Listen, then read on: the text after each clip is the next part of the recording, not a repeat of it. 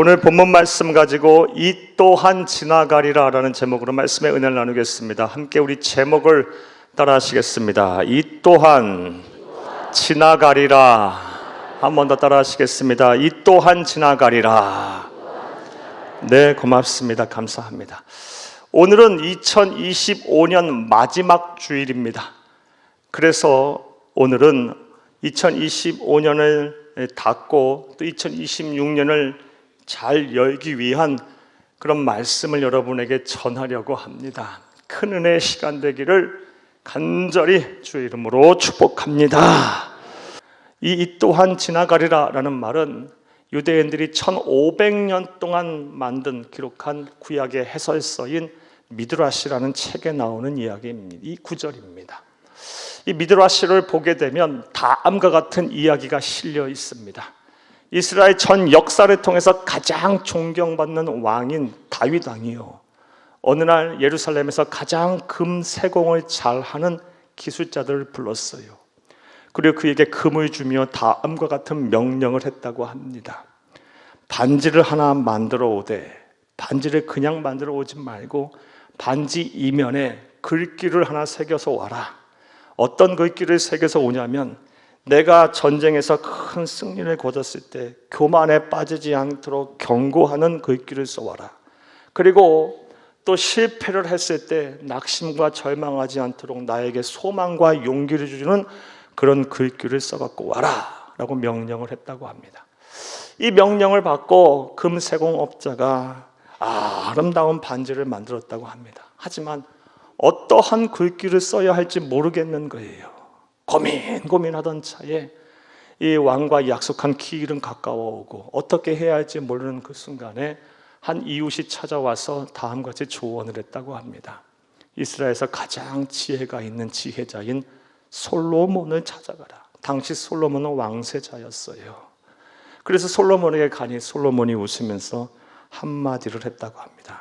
히브리어로 감제 야보르. 감은 또한이란 뜻이고 제는 이것이고요, 야보르는 지나갈 것이다. 한마디로 이 또한 지나가리라. 이 또한 지나가리라. 이 글귀를 알려줬고요, 이 글귀를 반지에 새겨서 왕에게 주었더니 다윗 왕이 흡족해 하면서 평생 동안 이 또한 지나가리라는 마음에 두고 살았다고 합니다. 이게 미드라시에 나오는 이야기예요. 그리고 이 이야기가 후대에 전승되어 우리 믿음의 선배들, 우리 영적인 모든 믿음의 하나님의 백성들은요, 이 또한 지나가리라 라는 이 신앙을 붙들고 환난과 핍박 그리고 고난과 시련 속에서 믿음을 지켰습니다. 예를 한번 들어볼까요? 1,4세기 초대교회 성도들이 그러했습니다. 1,4세기 초대교회는 핍박을 받는 박해를 받던 교회였습니다. 예수를 믿으면 검투장 경계에 끌려가서 사자밥이 되고요, 십자가에 매달려 죽고요, 끓는 가마 기름에 튀겨 죽고요, 목이 잘려 죽고요. 그런 상황 속에서 이 또한 지나가리라, 이 또한 지나가리라 하며 신앙의 절개를 지켰습니다. 그렇다면 좀 더 구체적으로 생각을 해보겠습니다. 이 또한 지나가리라는 신앙을 가진 사람들은 고난과 시련 속에서 어떻게 행동을 할까요? 이 질문에 대한 답을 오늘 본문에서 찾을 터인데, 그에 앞서 먼저 본문의 배경부터 설명을 해드리겠습니다. 오늘 본문이 속한 말씀은 베드로 전서입니다. 베드로 전서는 주후 54에서 68년경 이 초대교회의 수장이었던 베드로 사도가 초대교회 성도들에게 보낸 편지 서신입니다. 그런데 이 베드로 전서 후서를 쓸 당시 초대교회 상황은 매우 좋지 않았습니다. 왜냐하면 무서운 박해와 핍박을 받고 있었기 때문이에요. 특별히 로마 제국 전 역사를 통틀어서 기독교를 가장 심하게 박해했던 5대 황제 네로가 집권을 하고 있던 시대였어요. 그래서 초대교회는 무서운 핍박과 박해로 인해서 막 산산조각이 나고 있는 상황이었어요. 그때 사도 바울도 순교했고요, 사도 베드로도 순교했어요. 이런 상황 속에서 초대교회 수장인 사도 베드로는 성도들을 위로할 필요가 있었어요. 격려할 필요가 있었어요. 이 또한 지나가리라는 신앙 갖고 하루하루 견디고 있는 이 성도들을 격려하기 위해서 쓴 편지가 바로 베드로전서 그리고 베드로후서입니다. 그러하기에 베드로전후서의 핵심 내용은요, 고난과 시련, 환난과 핍박 속에서 하나님의 백성이 어떻게 살아야 하는가, 그리스도인의 생활 지침서, 삶의 지침서라고 볼 수가 있습니다. 이것이 주된 내용이에요. 자, 이제 이런 내용을 바탕으로 오늘 우리가 해결될 질문에 대한 답을 찾겠습니다. 사랑하는 여러분, 이 또한 지나가리라 라는 신앙을 가진 하나님의 백성들은 고난과 시련 속에서 어떻게 행동을 할까요? 이제부터 따라하십니다. 첫째로, 염려와 근심을 하나님께 맡깁니다. 이 또한 지나가리라 라는 신앙을 가진 사람들은요, 고난과 시련 속에서 어떻게 행동을 합니까? 염려와 근심을 하나님께 맡기고 자유합니다. 사랑하는 여러분, 염려와 근심, 참 우리 염려와 근심 많이 하고 삽니다. 이 염려와 근심을 떼어버리고 싶은데 정말 떼어지지가 않아요. 예. 하나님의 나라 가는 그날까지 그냥 염려 근심 속에 살아요. 예, 저도 그렇고 여러분도 그렇고 다 마찬가지입니다. 예를 들어 건강 걱정은 끊이지를 않아요. 자녀들 걱정도 끊이지를 않아요.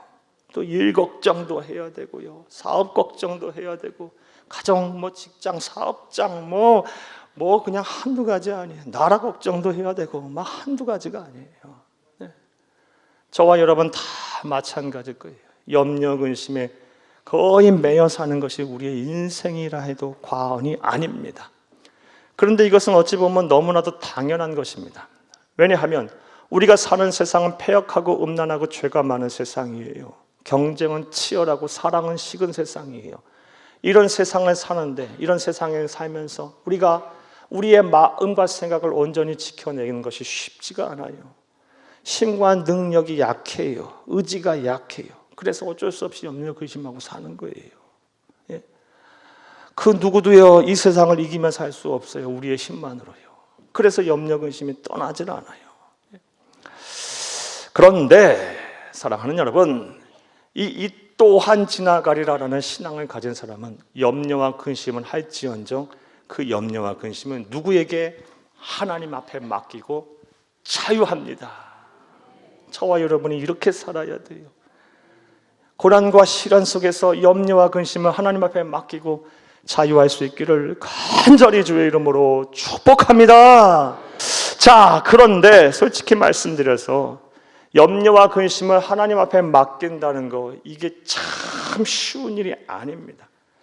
염려와 근심 하나님께 맡기라, 그러면 자유할 것이다 라고 여러 번 말씀드렸더니 고개를 다 이렇게 끄덕거리고 지적으로 동의하시기 다 하시는 것 같아요. 네, 모르지 않아요. 그렇게 해야 된다는 거 알아요. 그런데 이게 쉬운 일이 아닙니다. 그래야지 그러고서 또 오늘도 성전문 나서는 순간 염려 근심 다시 한 보따리 짊어지고 또 이렇게 하나님의 삶의 자리로 나가실 거예요. 자, 그렇다면 이 염려와 근심을 하나님 앞에 온전히 맡기려면 어떻게 하면 될까요? 그래서 자유함을 누리려면요, 진정한 이 또한 지나가리라는 신앙을 소유한 사람이 되려면 어떻게 하면 될까요? 방법은 하나입니다. 그게 무엇이냐? 훈련하셔야 됩니다. 훈련하셔야 돼요. 자꾸 하나님 앞에 내 염려와 근심을 맡기는 훈련을 해야 되는 거예요.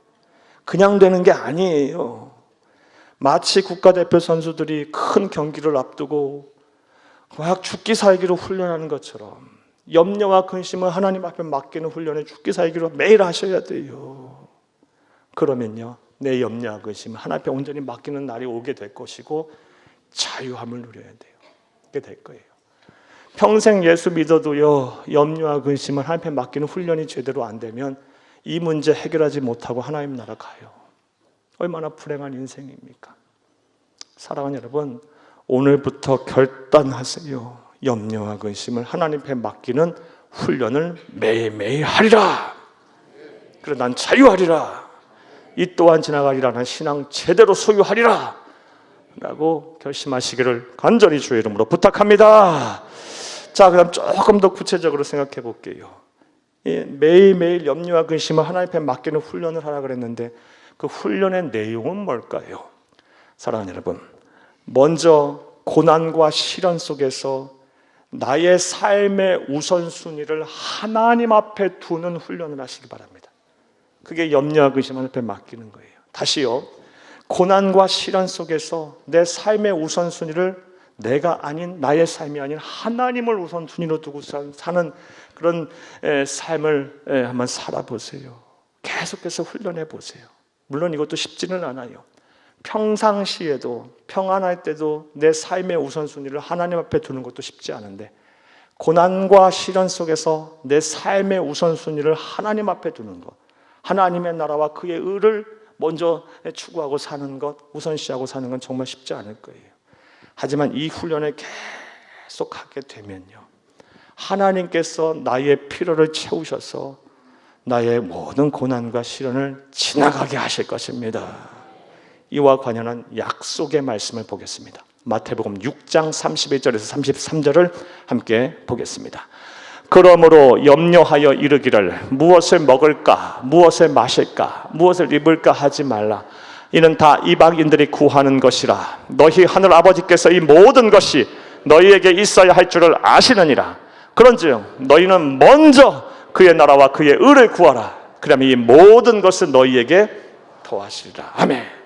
염려하여 이르기를 무엇을 먹을까, 무엇을 마실까, 무엇을 입을까. 이건 평생 염려, 근심, 걱정인 문제예요. 네.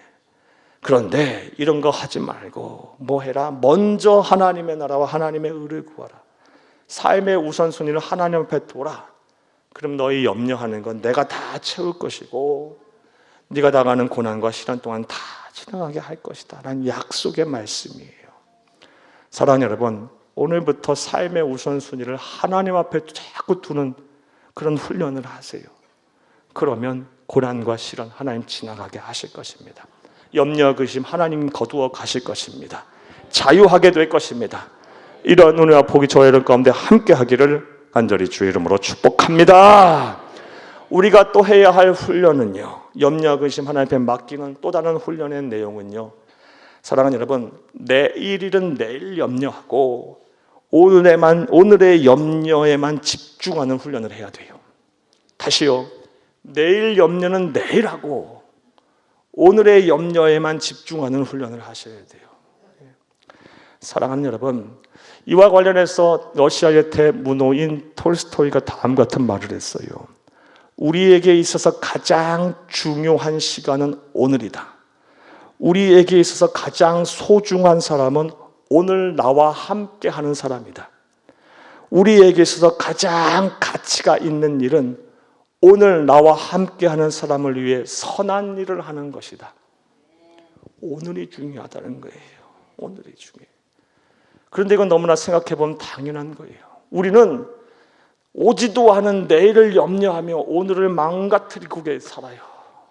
엉망으로 만들고 살아요. 신경 안 써요.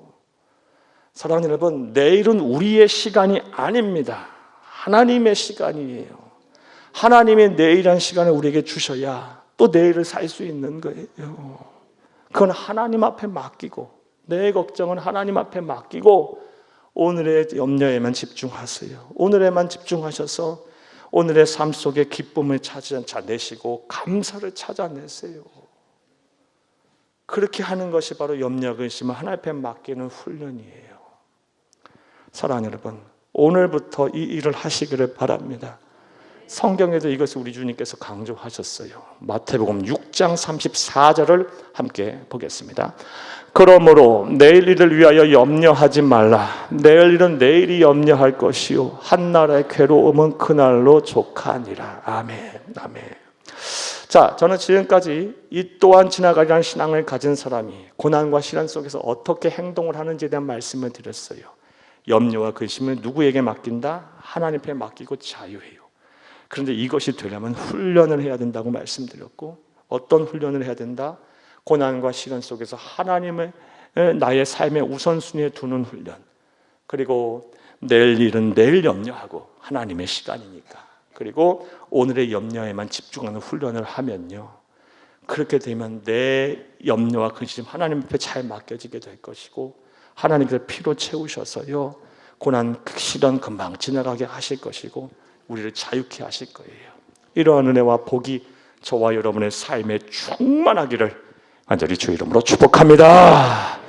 또 두 번째로, 이 또한 지나가리라는 신앙을 가진 사람들은 고난과 시련 속에서 어떻게 행동할까요? 따라하시겠습니다. 둘째로, 영적으로 깨어 고난의 원인을 분별하고 믿음으로 굳게 서서 사탄 마귀를 대적합니다. 대지가 참 긴데요, 중요하게 생각할 단어는 딱 두 가지예요. 분별과 대적이에요. 사랑하는 여러분, 이 또한 지나가리라는 신앙을 제대로 가진 사람들은요, 대체로 영적으로 깨어 있습니다.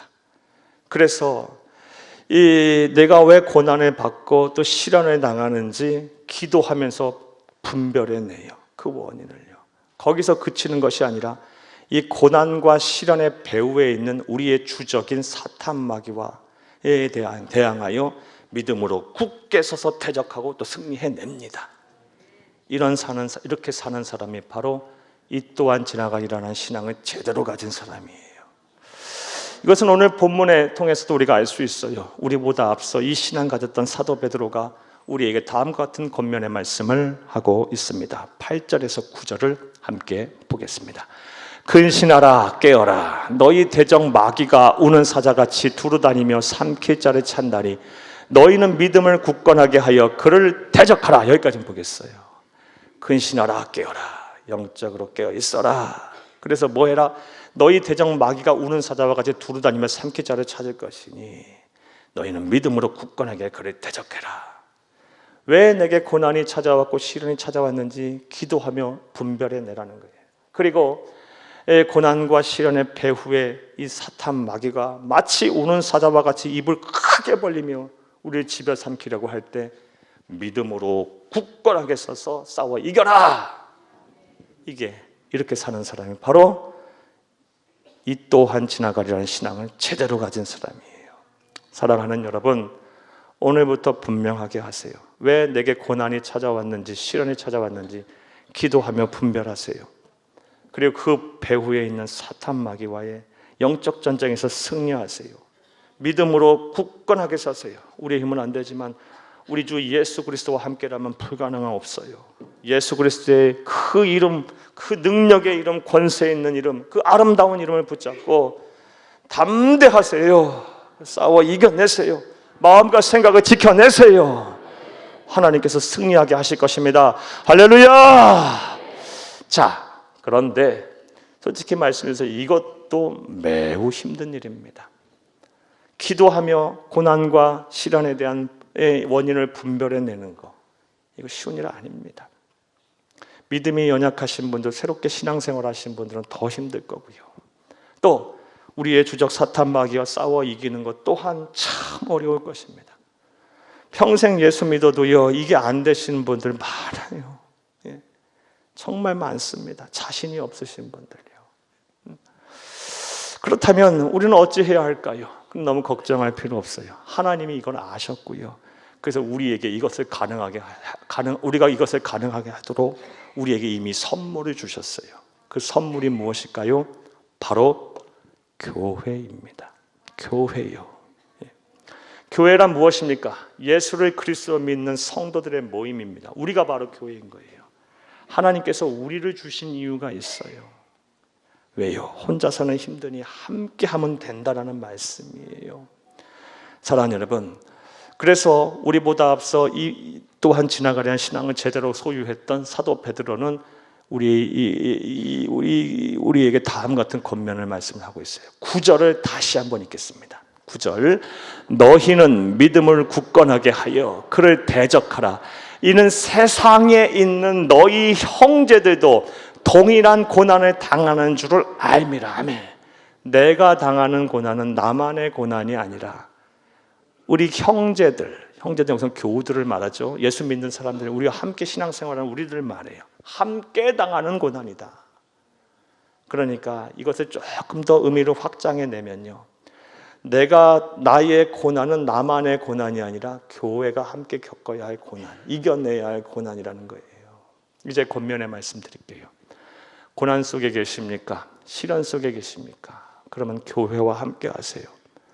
목회자들과 또 신실한 믿음의 형제자매들 많아요. 우리 안에요. 함께 기도하면서 왜 내게 고난이 찾아왔고 시련이 찾아왔는지를 분별해내세요.